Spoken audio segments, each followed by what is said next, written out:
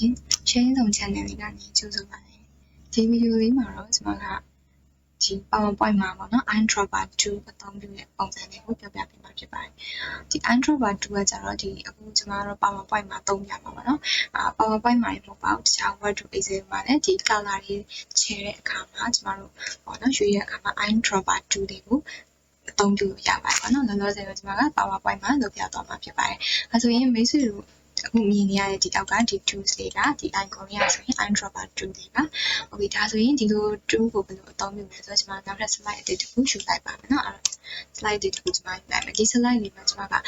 ဘယ်လိုမျိုးလေးထည့်ခြင်းလဲဆိုတော့ပေါ့နော်ကျွန်မ insert ထဲကနေကျွန်မ shape လေးတွေပုံလေးသွားလိုက်မယ်။အဲ့တော့ကျွန်မလောလောဆယ် picture လေးကိုအရင်ဝင်မယ်။ picture လေးကမှကျွန်မကကျွန်မဒီအထဲမှာရှိနေတဲ့ပုံလေးတစ်ခုကိုယူလိုက်မယ်ပေါ့နော်။ picture ထဲမှာဆိုကျွန်မဒီပုံလေးတွေတစ်ခုနှစ်ပုံလောက်ယူလိုက်ပါနော်နှစ်ပုံဒါလိုပေါ့ဒီလိုမျိုးလေးနော်ဒါလေးယူလိုက်တယ် insert ပေါ့နော်ကျွန်တော်ဒါလေးတွေဒါဆိုရင်ဒီမှာပုံလေးရောက်ပါပြီနော်ဒီပုံလေးရောက်ပါပြီသူတို့ကိုတပုံချင်းစီကျွန်တော်ဒါလေးကိုခြုံလိုက်မယ်နော်ဒီပုံလေးဆိုရင်နည်းလေးခြုံလိုက်မယ်ဒီလေးဒါလေးဆိုရင်ကျွန်တော်နည်းလေးခြုံဒါဆိုရင်ဒီပုံလေးတွေအခုမျိုးရောက်ပါပြီဒီပုံမှာဒီလိုမျိုးလေးတွေရောက်လာခဲ့ပြီဆိုရင်မိတ်ဆွေတွေအနေနဲ့ဒီ eyedropper tool ကိုကျွန်တော်ဘယ်လိုမျိုးသုံးချင်တာလဲဆိုရင်ဥပမာပေါ့နော်ဒီမှာအခုဒီပုံလေးသုံးပုံရှိရအဲ့တော့ပုံနဲ့ like ဖက်တဲ့စာလေးကိုကျွန်တော်နောက်ကနေပေါ့နော်အခုဒီမှာဒီပုံလေးမှာဆိုရင်ဒါငါကလေးတစ်ကောင်ပေါ့နော်သူရဲ့ဒီမှာဆိုသူနဲ့ like တဲ့ color လေးကိုပြီးမှစာလေးရေးချင်တယ်ပေါ့နော်အဲ့တော့စာရေးချင်တယ်ဆိုရင်အဲ့ရေးမဲ့စာသားကိုသူရဲ့ဒီထဲကဟောကျွန်မအပြင်က color မဟုတ်ဘဲနဲ့ဒီပုံနဲ့ like ဖက်တဲ့ color လေးဒီထဲကဒီငှက်ရဲ့မှာသုံးထားတဲ့ color တွေကတရောင်ရောင်ကျွန်မသုံးချင်တယ်ဆိုရင် eyedropper tool လေးနဲ့သုံးတယ်အဲ့တော့အရင်ဆုံးအနေနဲ့ကျွန်မစာရေးလိုက်မယ်အဲ့တော့စာရေးမယ်ဆိုတော့ text box တစ်ခုလိုက်ပါမယ်အဲ့တော့ text box ချတယ်အဲ့တော့ဒါဆိုရင်ဒီလိုပဲဥပမာရေးလိုက်မယ်ပေါ့နော်ဘာဆိုပြီးရေးလိုက်တယ်အဲဆိုရင်သူ့ကိုကျွန်မနည်းလေးစလုံးချဲလိုက်မယ်နော်ပို့တင်လိုက်မယ်ဟုတ်ပြီဒါဆိုရင်ဒီစလုံးလေးကိုကျွန်မက color လေးထုံသုံးချင်တယ်နော်ဒီဘတ်ဆိုတာလေးကိုအဲ့တော့ color လေးသုံးချင်တယ်ဆိုကျွန်မသူ့အောင်မှာဒီလိုလေးထားလိုက်နော်ဟော color လေးသုံးချင်တယ်နော်အဲ့တော့ဒီကအနက်ရောင်ဖြစ်နေတယ်ဒါဆိုရင်ဒီထက်က color တရားကိုကျွန်မသုံးချင်တယ်ဆိုရင်ကျွန်မစလုံး color ဆိုရင်ကျွန်မတို့ home ထဲကနေမှဒီမှာ font ဆိုတဲ့ group ထဲမှာစလုံး color လေးပြောင်းမှရှိရ font color ပေါ့နော်အဲ့တော့ font color ကိုယူလိုက်တယ်ယူလိုက်တဲ့အခါကျွန်မဒီထက်ကချင်းတဲ့ color တစ်ခုကိုကျွန်မသုံးမယ်ရတယ်ဟုတ်ပြီအဲ့ဒါကိုမှကျွန်မမသုံးချင်ဘူးဆိုကျွန်မဘယ်ကနေတော့လဲဆိုရင်more color တွေတော့သွားလို့ရတယ်နော် more color မှာဆိုရင်ကျွန်မက standard နဲ့ custom ဆိုပြီးမျိုးရှိရ standard ဆိုရင်ကျွန်တော်ဒီမှာဒီဟာလေးတွေတစ်ခုချင်းစီဒီလိုလေးလိုက်ထောက်ကြည့်ရတယ်နော်အဲ့တော့ more ကဒီမှာ standard မှာဆိုရင်ကျွန်တော်ရတယ်နောက်ခု custom ကကြတော့ဗာလဲဆိုတော့ color ကိုအနုအရင်အခုဆိုရင်ဒီမှာကျွန်တော်ဒီဟာလေးပေါ့နော်ဒီဟာလေးကိုအနုအရင်နဲ့သွားတာနော်ဒီနားမှာတနေရာထောက်လိုက်ရင်သူ့ရဲ့ထောက်လိုက်တဲ့နေရာအလိုက် color လေးတွေကမတူဘူးနော်အဲ့တော့ကျွန်တော်ဒီမှာ more color လေးကျွန်တော်ပြောင်းပြမယ်ကျွန်မဒီကိုပြောင်းတယ်ဆိုရင်ဒီ color ကိုလိုချင်တယ်ဒီ color လိုချင်တယ်ဆိုရင်သူ့ရဲ့အနုအရင်ကိုဒီလိုလိုက်ပြန်ပြီးဒီကနေလည်းချိန်လို့ရတယ်အဲ့မှာ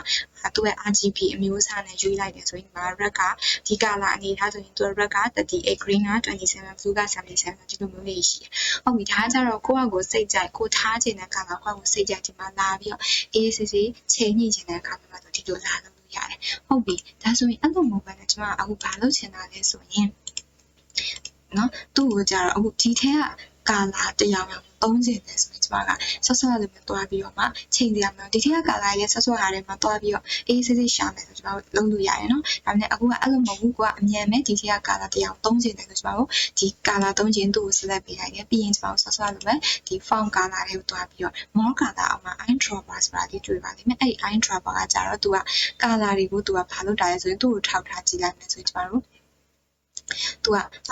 select a text field color by clicking on the separate segment မှာ ရှိတဲ့ color တွေပောက်ပြီးတော့ဖြည့်ပြရအောင်เนาะအဲဆိုတော့ကျွန်တော်တို့နှိပ်လိုက်တဲ့အခါမှာသူကဒီလိုပုံစံလေးပေါ်လာတယ်ဟုတ်ပြီเนาะအဲ့တော့ mix လို့နေနေမြင်ရပါတော့ဒါဆိုကျွန်တော်ဒါလေးကိုတစ်ချက် screen လေးချဲ့ပြပါမယ်ဒီလိုလေးပေါ်လာเนาะတော့ဘယ်နာကိုထားဒီဟာပေါ်မှာတက်ရောက်နေသူကဒီလိုမျိုးလေး eyedropper လေးနဲ့ဒီအကွက်လေးနဲ့ပေါ့အဲ့တော့ဒီ eyedropper လေးထောက်လိုက်တဲ့နေရာအကွက်ထဲမှာအရောင်လေးပေါ်လာအဲ့တော့ကျွန်မဘယ်ဟာလေးကိုသုံးချင်တာလဲဒါဆိုရင်ကြည့်ရအောင်အဲ့တော့ဒီထဲမှာသုံးချင်တဲ့ color လေးတခုလည်းဒီဟာလေးလားเนาะအမို့ဒီထဲမှာတောင်ပန်လေးရ color လေးဆိုရင်ဒီမှာဆိုမတူတဲ့ဟာလေးပေါ့เนาะအဲ့လိုလေးသုံးထားရဲဒီလို color လေးတွေကိုစိတ်ကြိုက်ပါเนาะဒီလိုအရောင်လေးတွေဒါမှမဟုတ်ဒီနားမှာရှိနေတဲ့ဒီအရောင်လေးတွေကြိုက်တယ်လို့ကျွန်တော်ရှုကြည့်လို့ရတယ်เนาะ color လေးကိုယ့်ကို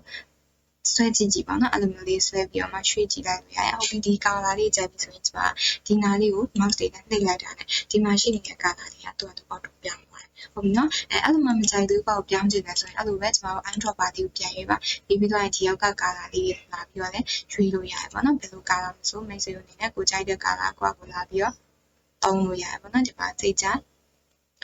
ရွှေ့လို့ရအောင်ဒီလိုမျိုးလေးเนาะအဲ့ဆိုရင်ဒါအကွက်ကိုပုံနဲ့စာနဲ့ light ဖက်တဲ့ color လေး color matching ဖြစ်အောင်ပုံလို့ရတယ်ဟုတ်ပြီနောက်တစ်ခုကျွန်တော်တို့ဒီမှာ orange lemon ဒီလေးဆိုရင်ကျွန်တော်အဲ့လိုပဲသွားမယ်သူအဲ့ဆိုရင်ဒါကြောင့်ဒါဆို fruit လို့ပဲရေးလိုက်မယ်เนาะအဲ့ဆို fruit အဲ့ဆိုဒါဆိုရင်သူ့ကိုလည်းကျွန်တော်တို့ font size လေးကြီးလိုက်တယ်ဟုတ်ပြီဘူးတင်လိုက်တယ်ဟုတ်ပြီဒါဆိုရင်လည်းသူ့ကို color သုံးချင်တာအဲ့ဆိုတော့သူ့ကို lemon ရောင် color လေးနဲ့ဒီထဲကနေသုံးချင်တယ်ဆိုရင်ကျွန်တော်တို့ကသူ့ကိုဒီဘက်မှာဒါဆိုရင်သူ့ကိုဘာလုပ်မှာလဲဆိုရင်သူ့ကိုဆက်လက်ပေးလိုက်ရရင်နှိပ်လိုက်ရရင်ပြီးရင်ဒီထဲက font color နဲ့မှာ eyedropper ဆိုတာလေးလုပ်သွားမယ် eyedropper လေးကမှဒီထဲကိုလာပြီးကိုယ်စိတ်ကြိုက်ထားတယ်နော်ဒီထဲက color လေးရတယ်ဟိုထဲမှာမရှိဘူးရှိတယ်နော်ဒါပေမဲ့ကိုယ်ဒီထဲကနေအမြန်ပေါ့နော်ဒါပြီးတော့ကောက်ချင်တယ်ဆိုရင်ဒီလိုမျိုးလေးအဲ့တော့အရောင်လေးလားအရွက် color လေးလားစသဖြင့်တော့ဒါဆိုရင်ကျွန်တော်တို့ဒီရောင်လေးရေးချင်တယ်ဆိုရင်ဒီရောင်လေးတော့ဒါဆိုရင်တော့ fruit နော်ဒါဆိုရင်သူနဲ့ like ဖက်တယ်ဆိုရင်ဒီရောင်လေးကျွန်တော်တောင်းလိုက်တယ်ဟုတ်ပြီဒါဆိုရင်ဒီမှာ flower ဆိုလဲအဲ့လိုပဲဒါဆိုကျွန်တော်ဒီရှေ့တစ်ခုကိုပူလိုက်နော်ဆိုရင်သူ control C control V နဲ့သူလိုက်တဲ့ဒီနားမှာကျွန်တော်ချလိုက်မယ်သူ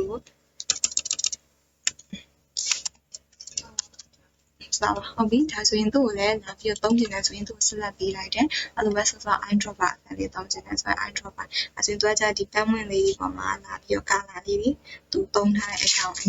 ဒီလိုမျိုးလေးသုံးတယ်ဆိုဒါဆိုရင်ဒီလို color လေးနဲ့သုံးရတယ်နော်ဟုတ်ပြီဒါကကြတော့ကျွန်တော်တို့သုံးလိုက်တဲ့ဒီ eyedropper အဖက်ကပုံလေးတွေမှာလာပြီးတော့ဒီလိုမျိုးလေးသုံးဟုတ်ပြီအဲ့ဒါကမှပုံမဟုတ်ပဲနဲ့တခြား shape တွေမှာလာသုံးချင်တယ်ရနော် shape တွေမှာကိုကြိုက်တဲ့ shape ပုံစံလေးဆွဲလိုက်တယ်ဥပမာဆိုကျွန်တော်ဒီ gel လေးဆွဲလိုက်တယ်ပေါ့နော်အဲ့ gel လေးကိုကျွန်တော်ကလာပြီးတော့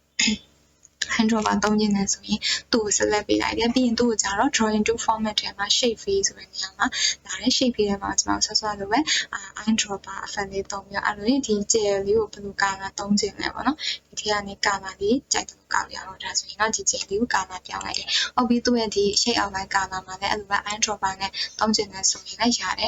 ဒီထဲကနေမှအထက်က free ဖြစ်ထားတဲ့ color နဲ့အပြင်က border color တစ်ယောက်နဲ့ဖြစ်ချင်တော့သူ့ပုံကိုသူပြန်ထောက်ပြီးတော့တခါလေးယူလိုက်ရတယ်ဟုတ်ဒါကြတော့ shape တွေပေါ်မှာလည်းတက်ရောက်ရတယ်ဟုတ်ပြီနောက်တစ်ခုကကြတော့သူ့ရဲ့ background ပေါ်မှာလည်းတက်ရောက်ရတယ်အဲ့တော့ background ပေါ်မှာလည်းကျွန်တော်တို့အခုဒီပုံပေါ့နော်အခုမိတ်ဆွေတို့မြင်ရတဲ့ဒီ slide ကနောက်ခံ background လေးကို color လေးထည့်ချင်တယ်အဲ့တော့ color ထည့်ချင်တယ်ဆိုရင် design လေးကိုတွားမယ် design ထဲမှာကျွန်တော် design တွေမရွေးတော့ background color ကိုပဲရွေးချင်တာဆိုတော့ format background ဆိုတာလေးရွေးလိုက်တယ် format background ရွေးလိုက်ရင်ဒီလိုပုံစံကြလိုက်တာမှာကျွန်တော်ဒီမှာ solid fill ကိုရွေးပါမယ် solid fill ကိုရွေးလိုက်ရင်ပြီးရင်ဒီနားမှာ color ဆိုတဲ့နေရာမှာ fill color တွားမယ်အဲ့ဒီမှာကျွန်တော်က eyedropper effect နဲ့တွားမယ်နော် more color နဲ့ကိုကြိုက်တဲ့ color ရွေးရတာမဟုတ်ရင် eyedropper နဲ့တွား eyedropper effect တွားပြီးကျွန်တော်ဒီနောက်ခံ color လေးကိုပြောင်းချင်တယ်ကိုကြိုက်တဲ့ color သုံးလို့ရတယ်ပေါ့နော်အဲ့တော့မိတ်ဆွေနဲ့ဒီမှာကိုကြိုက်တဲ့ color ကိုလိုချင်တဲ့ color လေးကိုလာပြီးတော့ထောက်လို့ရတယ်အဲ့ဆိုရင်ကျွန်တော်ကဒီထဲက color လေးတစ်ခုကိ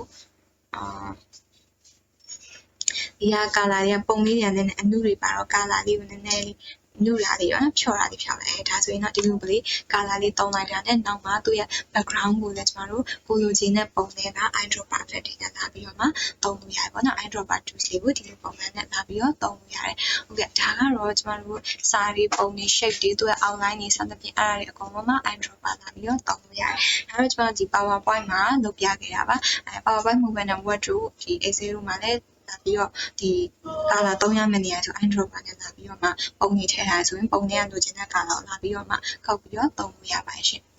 ဒါကတော့ PowerPoint မှာ eyedropper သုံးပြုနည်းလေးကိုပြောပြပေးသွားတာပဲဖြစ်ပါတယ်ရှင်ဒီဗီဒီယိုလေးကို like လုပ်ကြည့်ပြီးတော့အဆင်ပြေကြပါစေကြည့်ရှုပေးတဲ့အတွက်အားလုံးကိုကျေးဇူးတင်ပါတယ်